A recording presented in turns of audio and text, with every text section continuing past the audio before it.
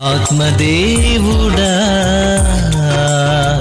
అద్భుతాలు జరిగించు ఆది అపోస్తలులా సేవను జరిగించు నులివెచ్చని స్థితిని జ్వాలగా మార్చు నులివెచ్చని స్థితిని జ్వాలగా మార్చు.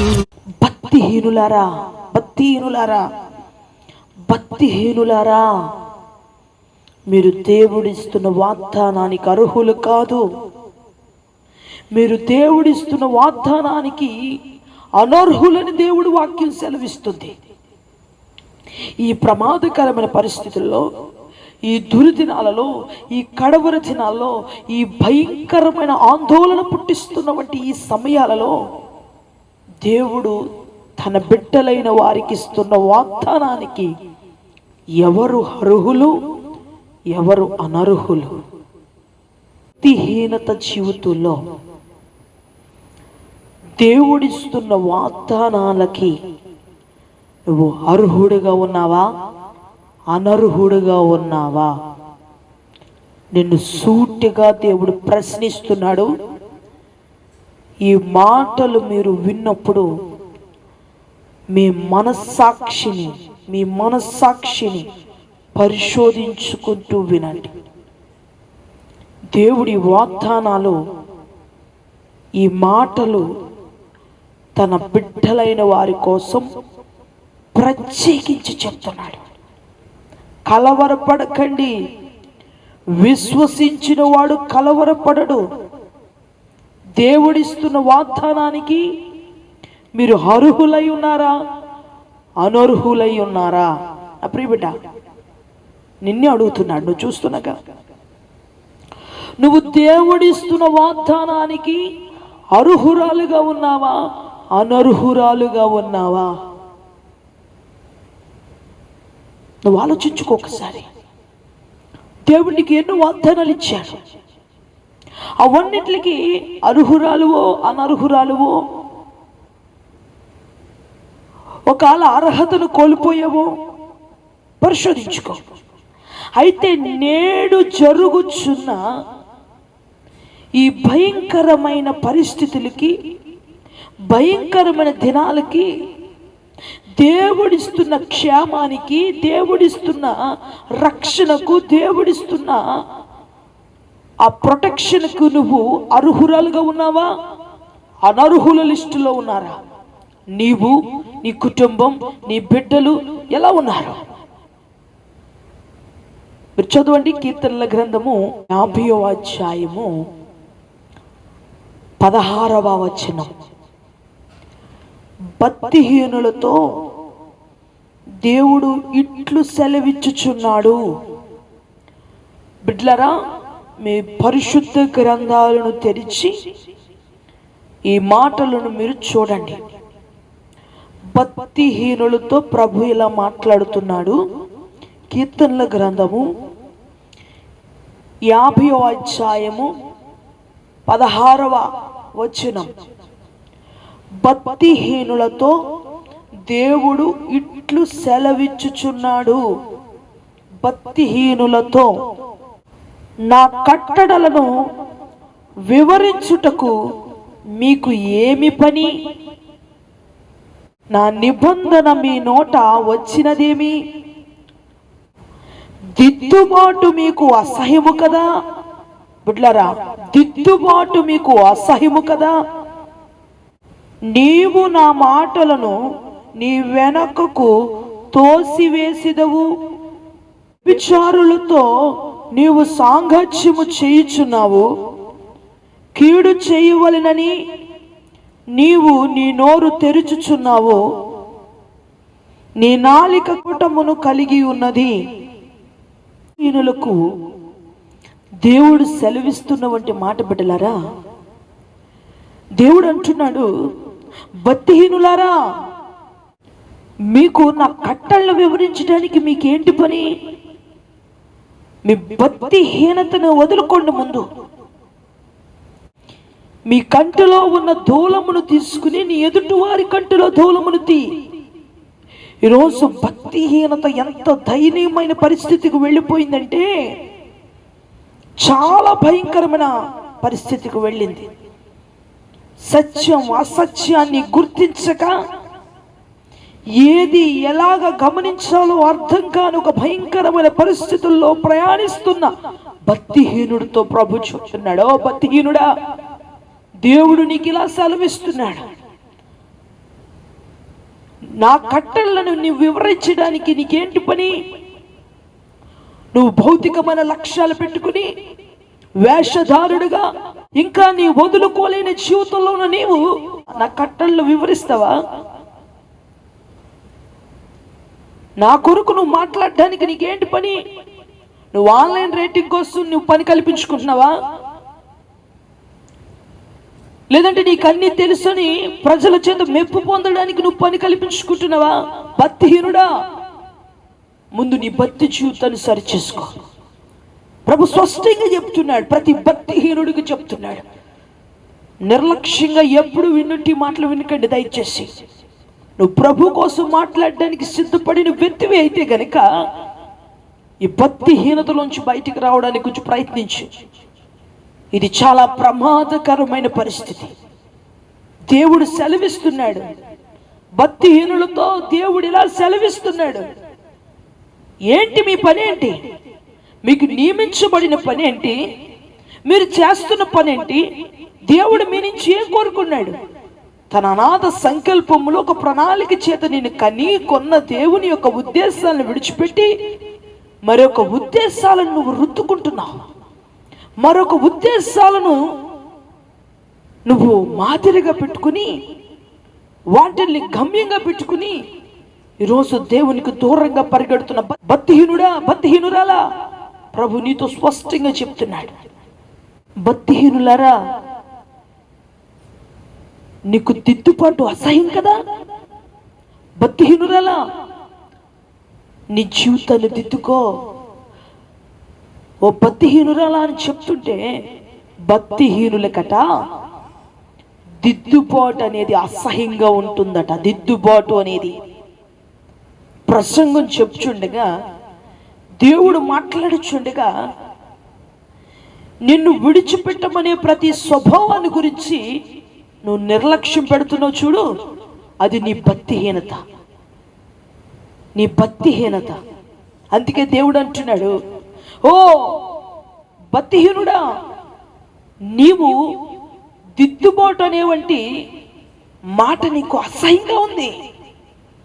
నువ్వు దిద్దుబాటుకు లోబడట్లేదు భక్తిహీనుడా. నేను ఒక వాగ్దానాన్ని ఇస్తున్నాను. ఆ వాగ్దానం భక్తిహీనులకు వర్తించదు. ఈరోజు ఈ ప్రసంగాన్ని పూర్తిగా వినడానికి ప్రయత్నించండి. దయచేసి రోషన్ తెచ్చుకోండి. ఖాళీగానో నిర్లక్ష్యంగానో నిర్జీవంగానో వినాలనో వినొద్దు.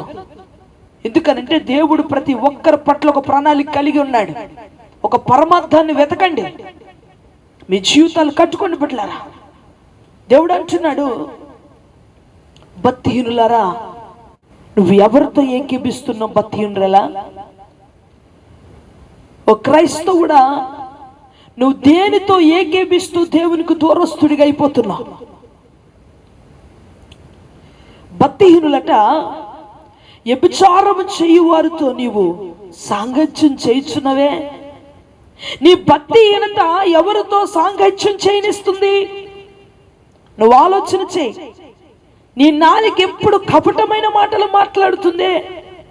మంచి మాటలు మాట్లాడడానికి నీ నాలుక సహకరించట్లేదు. భక్తిహీనురాలా, దేవుడు సెలవిస్తున్నాడు, నా వాగ్దానాలతో నీకు పని లేదే. నా వాగ్దానాలు నీకు వర్తించు. ఎందుకనంటే నువ్వు భయంకరమైన భక్తిహీనతలో ఉన్నావు. భక్తిహీనత ఎంత ప్రమాదకరమో తెలుసుకోండి బిడ్డలారా. భక్తిహీనత వల్ల ఈరోజు ఎన్నో కుటుంబాలు నశించిపోయినాయి. హీనత వలన రాజులు సైతం నేల కూల్చబడ్డారు. ఈ భూమి మీదకి వచ్చి యేసయ్య ఏదైతే ప్రజల్లో ఉంచాలనుకున్నారో, ఏ ఉద్దేశాన్ని అయితే ప్రజల్లో స్థిరపరచాలనుకున్నారో అవన్నీ నెరవేర్చబడట్లేదు. ఈరోజు మీలో చోటు చేసుకుంటున్న భక్తిహీనత మీరు విడిచిపెట్టుకోగలిగితే మీరు దీవించబడతారు బిడ్డలారా. ఎంత ప్రమాదకరమైన పరిస్థితుల్లో ఉన్నామో మీరు గమనించండి. ఇది ఇప్పుడు ప్రభువు ఒక అద్భుతమైన వాగ్దానాన్ని ఇస్తున్నారు. ఈ వాగ్దానము, ఈ మాటలు వింటున్న ప్రతి వారికి వర్తిస్తుంది. అయితే ఈ వాగ్దానము భక్తిహీనులకు కాదు. మీరు గమనించండి బిడ్డలారా, ఈ వాగ్దానము భక్తిహీనులకు కాదు, భక్తి యొక్క శక్తి మీద ఆధారపడిన వారికి, సిలువను గుర్చిన వార్త నశించిపోయిచున్న వారికి వెర్రితనంగా ఉండొచ్చు. రక్షింపబడుతున్న వారికి అది ఏ శక్తి ఉన్నదో, దేవుని మీద ఆధారపడిన వారికి ఆ సిలువలో ఉన్న శక్తి ఏంటో, ఆ సిలువలో ఉన్న విమోచన ఏంటో, ఆ సిలువలో ఉన్నటువంటి ప్రత్యేకత ఏంటో, దాని మీద ఆధారపడవలసిన సమయం వచ్చినాయి బిడ్డలారా. సిలువను గూర్చిన శక్తి మీద ఆధారపడవలసిన దినాలు వచ్చినాయి. దేవుడు భక్తిహీనులకి వాగ్దానాన్ని ఇవ్వట్లేదు. ఎన్నిసార్లు చెప్పినా ఇంకా నీ స్థితి ఎక్కడైపోతుందో తెలుసా? నిర్లక్ష్య స్వభావం. ఇలాంటి పరిస్థితులు చూసైనా నీ జీవితాన్ని కట్టుకోవడానికి నువ్వు ప్రయాసపడట్లేదు, నీ కుటుంబాన్ని కట్టుకోవడానికి ప్రయాసపడట్లేదు, కనీసం ప్రార్థన చేయడానికి సిద్ధపడలేని నీ స్థితిని చూసి దేవుడే సిగ్గుపడవలసిన పరిస్థితులు వచ్చినాయి. ఇలాంటివి సంభవిస్తుంటే నీకు నిద్ర ఎలా పడుతుంది? నీకు ఎలా తినాలనిపిస్తుంది? అయ్యో ఉప్పున ముంచుకొస్తుంది. ఇదే కాదు, దీని తర్వాత ఎన్నొస్తాయో తెలియదు. బైబిల్లో రాయబడి ఉంది. చాలా మంది అంటున్నారు కాలజ్ఞానములో ఉంది, లోక జ్ఞానములో ఉంది. మీకేమైనా తెలుసుకోవాలని అనిపిస్తుంది అనుకోండి, ఈ పరిశుద్ధ గ్రంథంలో సర్వము ఆయన రాయించాడు. సర్వము ఆయన రాయించాడు బిడ్డలారా. ఇది ఒక మతం కాదు, మార్గం మార్గం మార్గం. దేవుడు తన అద్వితీయమైన ప్రణాళికను నెరవేర్చుకోవడానికి భూమి మీదకు అనుగ్రహింపబడిన ఒక అద్భుతమైన వంటి బహుమానమే ఈ పరిశుద్ధ గ్రంథం. మీరు ఈ పరిశుద్ధ గ్రంథంలో అన్ని విషయాలను దేవుడు తేటతెల్లంగా రాయించాడు, ప్రతి ఒక్కరికి అర్థమయ్యేలాగే. మీరు గమనించండి బిడ్డలారా,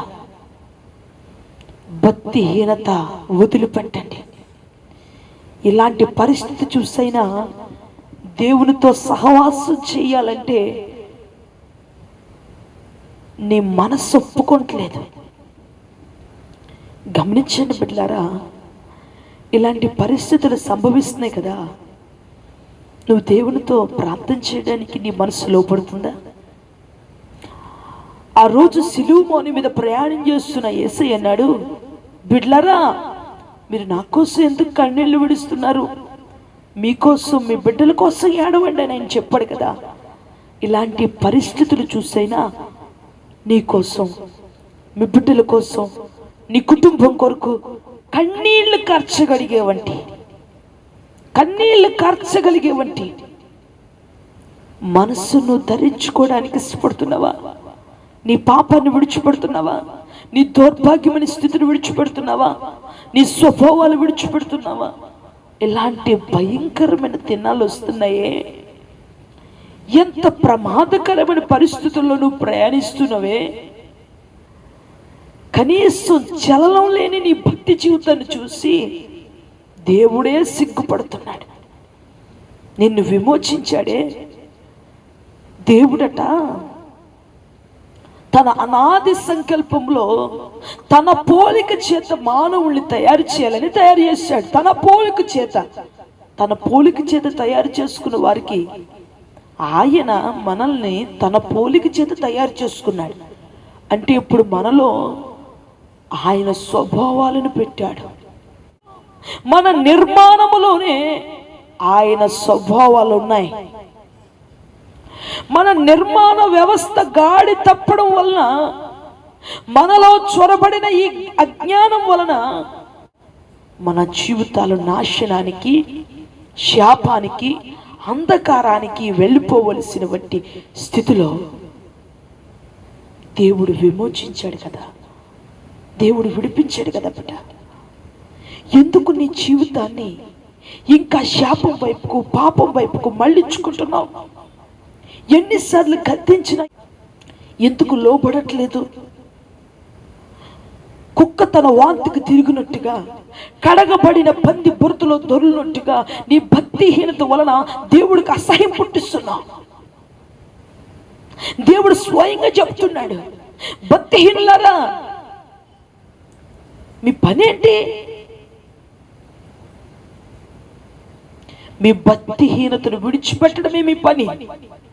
మీ జీవితాల పట్ల ఒక పరమార్థాన్ని మీరు వెతకండి. ఈ శూన్యంలోని ఒక జీవివి, ఈ జీవిలో ఉంచిన ఆత్మ పరమాత్మతో చేరాలి. మీరు గమనించండి బిడ్డలారా, భక్తిహీనతతో ఉంటే రాబోతున్న ఉగ్రత దినాలలో, కలుగుతున్న భయంకరమైన దినాలలో ప్రభునికి సహాయం చేయడం. ఇప్పుడు వరకు నీ సబుద్ధి చేత నువ్వు బాగా బ్రతికేవనుకుంటున్నావేమో, నువ్వు తింటున్న ఆహారం చేత బ్రతికేవనుకుంటున్నావేమో, నీకున్న వసతుల చేత బ్రతికినాను అనుకుంటున్నావేమో.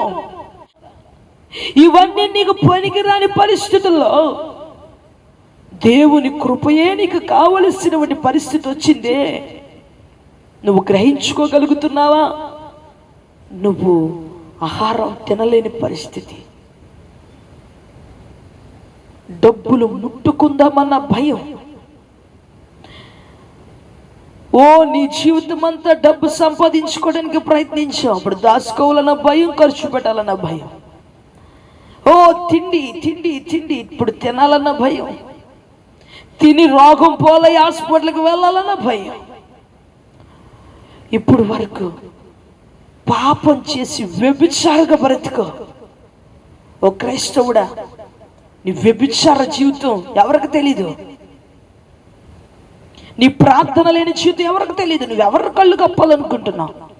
నువ్వు మనుషులు కళ్ళు కప్పుతున్నావేమో, నీ కుటుంబంలో కళ్ళు కప్పుతున్నావేమో.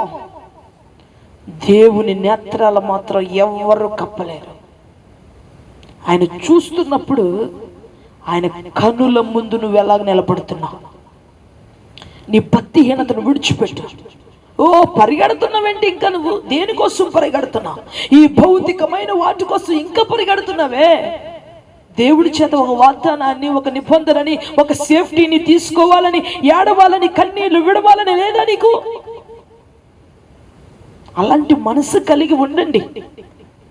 ఈ భయంకరంగా జరుగుతున్న ప్రమాదకరమైన మరణపు అంచుల్లో నుంచి నువ్వు బయటపడతావు. మంచి మనసు కలిగి ఉండండి. దేవుని దగ్గర నుంచి ఒక నిబంధన తీసుకోండి.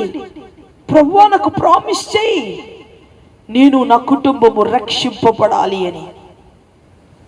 ప్రభువా, ప్రామిస్ చేయి.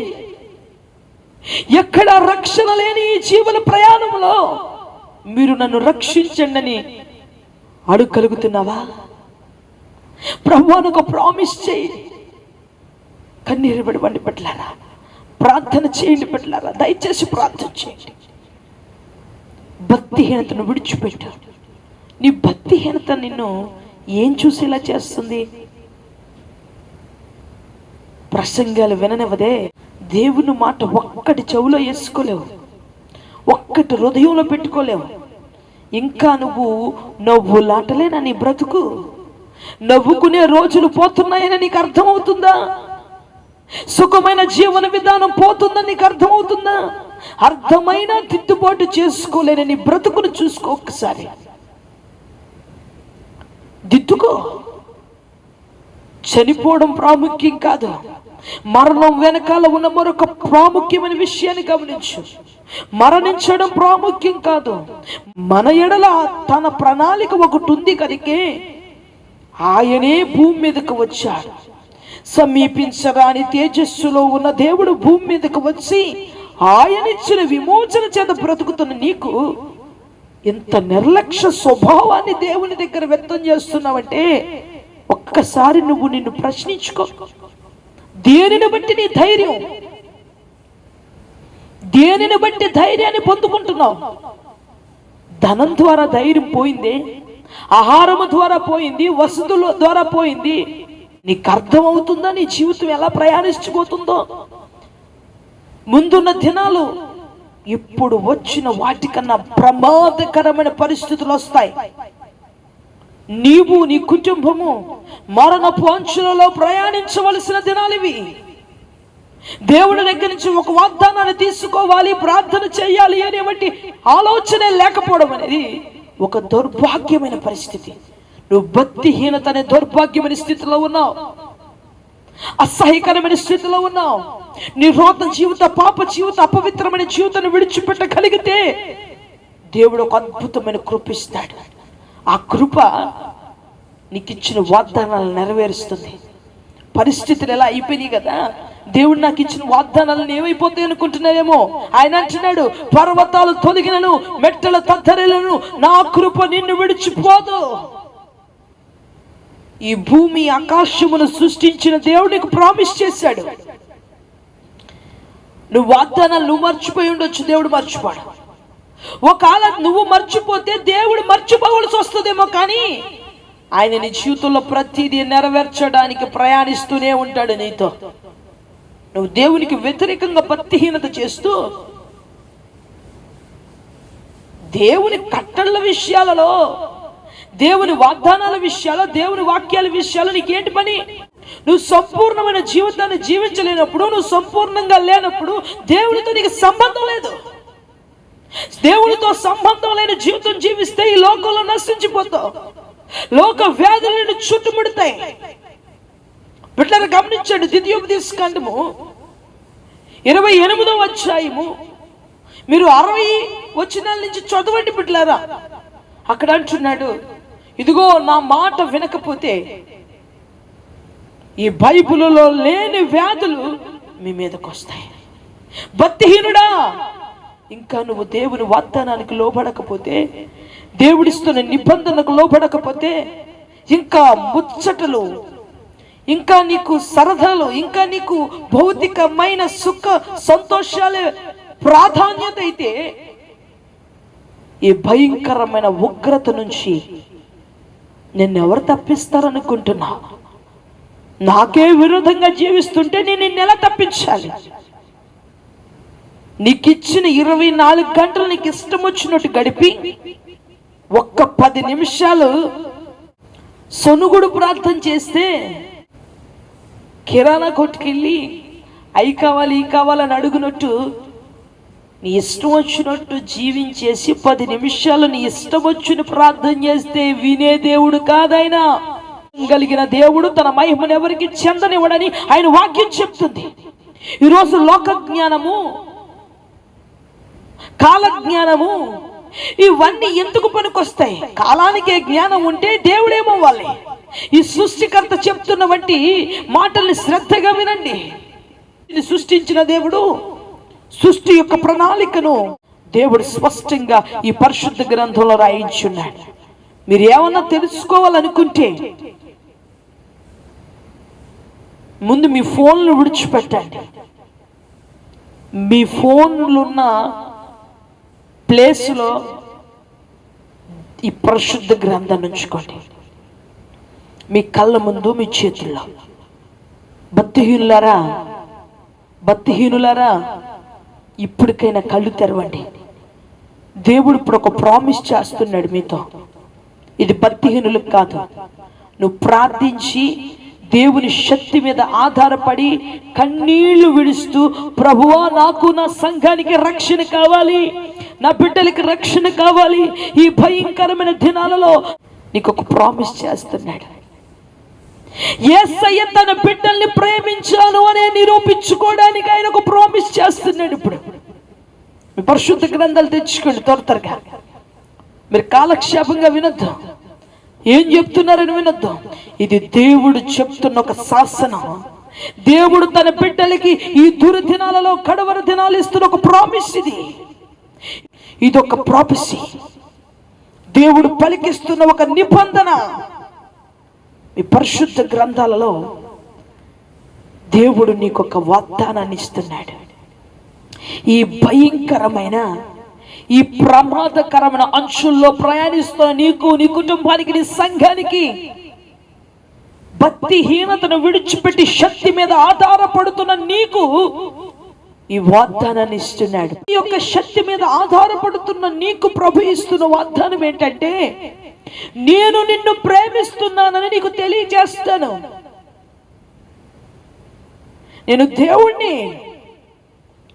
ఈ యావత్తు ప్రపంచాన్ని సృష్టించినటువంటి వ్యక్తి నిన్ను ప్రేమిస్తున్నటువంటి ప్రణాళికను బయలుపరుస్తున్నాడు బిడ్డ, తెలియజేస్తున్నాడు.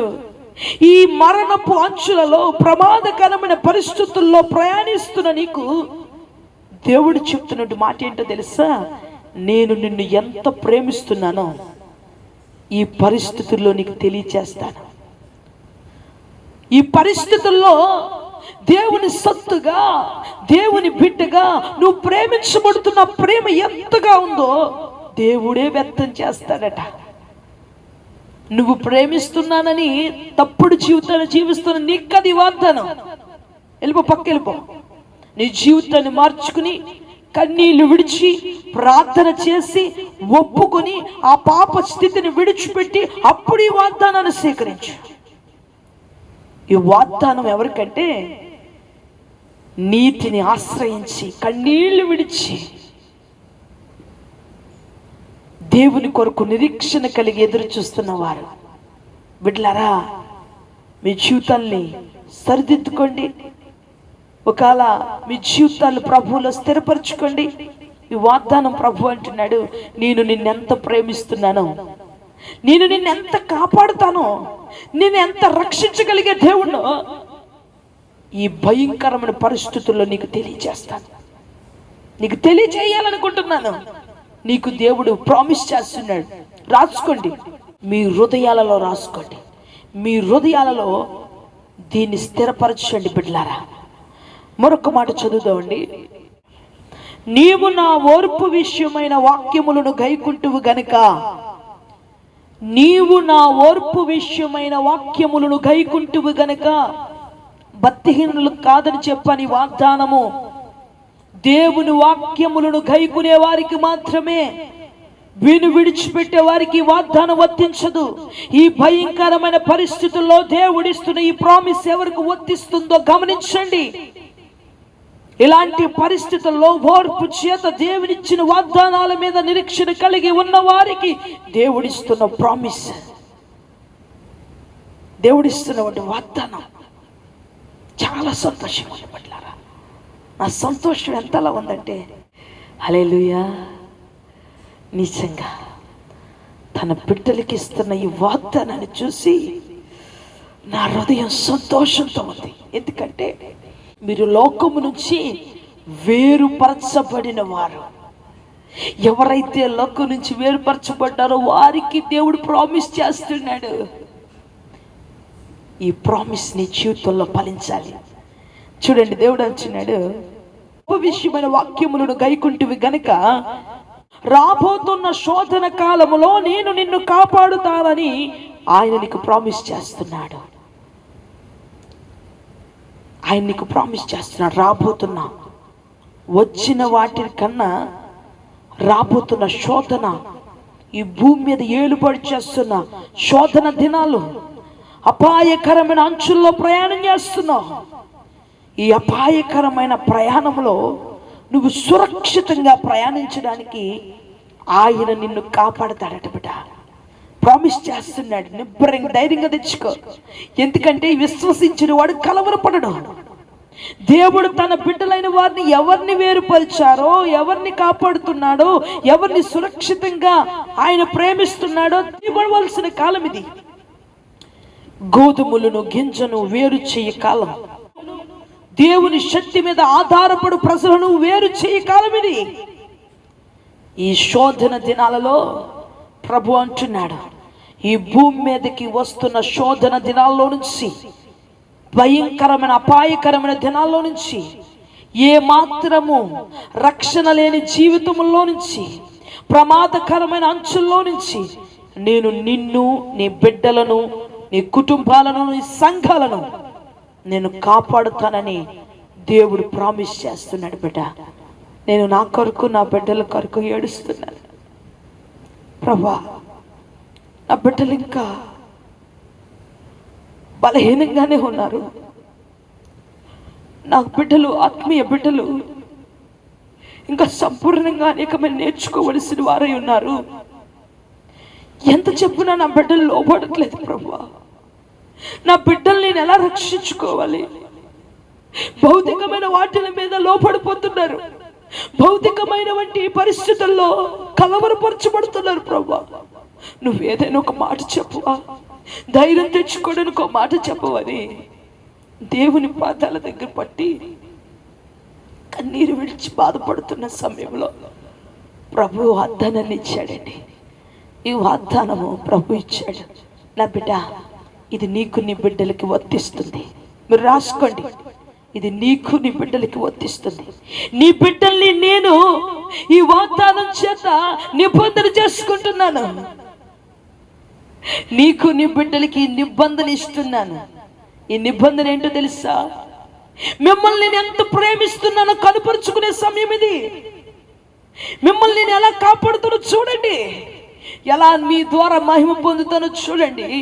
ఈ భూమి మీద వస్తున్న శోధన దినాలలో నేను మిమ్మల్ని కాపాడుతాను అని ఆయన ప్రామిస్ చేస్తున్నాడు. నా బిడ్డలైన వాళ్ళారా, మీ అందరికీ దేవుడిచ్చిన ప్రామిస్ని తెలియచేస్తున్నాను. దయచేసి మీ పరిశుద్ధ గ్రంథాలలో డేట్ వేసుకుని అండర్లైన్ చేసుకోండి. మరొక మాటను చూద్దాం బిడ్డలారా. నేను త్వరగా వచ్చుచున్నాను, ఎవడును నీ కిరీటం అపహరింపకున్నట్టు మీకు కలిగిన దాన్ని గట్టిగా పట్టుకోండి. కింద వచనాలు చూసినప్పుడు, ఇదిగో నేను త్వరగా వచ్చుచున్నాను, ఈ అపాయకరమైన దినాలు, ఈ మరణ పంచుల్లో ప్రయాణం చేస్తున్న దినాలలో నేను మిమ్మల్ని కాపాడుతున్నాను, రక్షిస్తాను. మీ ద్వారా నా వాగ్దానాలు, నా ప్రణాళికలు నెరవేర్చుకుంటాను. బిడ్డలారా, మీకు కలిగి ఉన్న విశ్వాసము, మీకు కలిగి ఉన్న నిరీక్షణ, మీకు కలిగి ఉన్నది ఏది సరళిపోనివద్దు. ఎన్నో వ్యతిరేక వ్యాఖ్యలు వినిపిస్తాయి, ఎంతో ప్రమాదకరమైన పరిస్థితులు సంభవిస్తాయి. ఈ వాగ్దానాన్ని ఆయన రాకడ పర్యంతరం వరకు మీరు మర్చిపోవద్దు. ఇది మానవుని మాటలు కాదు బిడ్డలారా. ఈ ప్రకటన గ్రంథం 3వ అధ్యాయము 9-10 వచనాల్లో ఈ మాట ప్రభు మనకి స్పష్టంగా చెప్తున్న వంటి ప్రామిస్. నన్ను ప్రేమించి నా బిడ్డల్ని ప్రేమించి దేవుడు దయచేశాడండి. నాకు గొప్ప సంతోషంగా ఉంది. యేసయ్య గారు ఒడిలో కూర్చున్నంత సంతోషంగా ఉందండి. ఎంత సంతోషంగా ఉందంటే, నా బిడ్డలకి ఆయన వాగ్దానాన్ని ఇచ్చాడు. ఈ భయంకరమైన దినాల్లో దేవుడు నాకు గొప్ప సంతోషాన్ని ఇచ్చాడు. చాలు, ఈ వాగ్దానాన్ని బట్టి, ప్రామిస్ని బట్టి ఆయన రాకడ పర్యంతరం వరకు నేను ఆయనతో ముందుకు కొనసాగించబడ్డానికి, నా బిడ్డలకి, నాకు ఈ వాగ్దానము మా జీవిత కాలం అంతయు, ఈ ప్రామిస్ మమ్మల్ని ఎంతో ఎంతో భద్రతలోనికి నడిపిస్తుంది. మా జీవితాల్లో ఈ ప్రామిస్ ద్వారా, దేవుడిచ్చిన నిబంధన ద్వారా ఆయన రాకడ పర్యంతం వరకు మేము కొనసాగించబడతాం. కాబట్టి బిడ్డలారా, ఇది ఎవరికి వర్తిస్తుందో తెలుసా? సినిమాలు, సీరియల్స్ ఇష్టం వచ్చినట్టు తిని తాగి మొత్తులై లోకం వైపు తిరుగుతున్న వారికి కాదు, కానీ దేవుడిస్తున్న రక్షణ కొరకు ఎదురు చూస్తున్న బిడ్డలారా, మీకు ఈ వాగ్దానాన్ని ఇస్తున్నాడు. ఈ వాగ్దానం ద్వారా మీరు, మీ బిడ్డలు సంపూర్ణంగా రక్షింపబడాలి. ఎందుకంటే ఈ లోకములో ఉన్న ప్రతి దాని ద్వారా భద్రత లేని పరిస్థితులు వచ్చినాయి, ప్రతి దాని ద్వారా. కాబట్టి నేను నిన్ను ఎంత ప్రేమిస్తున్నాను తెలుసా? ప్రతి దాని ద్వారా నేను రక్షణ ఇస్తాడని ప్రామిస్ చేస్తున్నాడు. లోకములో ప్రతి దినం శోధన వస్తుంది, ఆ ప్రతి దినం కూడా ప్రభు మనల్ని కాపాడుతాడని ప్రామిస్ చేస్తున్నాడు. ఈ లోకములో ఉన్న ప్రతి దినము ఆయన రక్షణ ఇస్తాడు. బిడ్డలారా, ఈ లోకములో సంభవించబోతున్న ప్రతి దినము యొక్క ప్రమాదకరమైన అంచులో నుంచి ప్రతి దినము ఆయన రక్షణ ఇచ్చుకుంటూ నిన్ను కాపాడుతానని ఆయన ప్రామిస్ చేశాడు కనుక ఇంకా భక్తిహీనత, నులివెచ్చన, నిర్జీవత, నీరసం ఉంటే వీటిలన్నిటి నుండి తొలగింపబడి నీ పనులు, ప్రయాస అన్నిటిని పక్కన పెట్టి ప్రభు కొరకు ఎదుర్చుడు. ప్రభు ఒక అద్వితీయమైన కృప నీకు ఇస్తాడు. ప్రభు నిన్ను దీవించును గాక. ఆమేన్.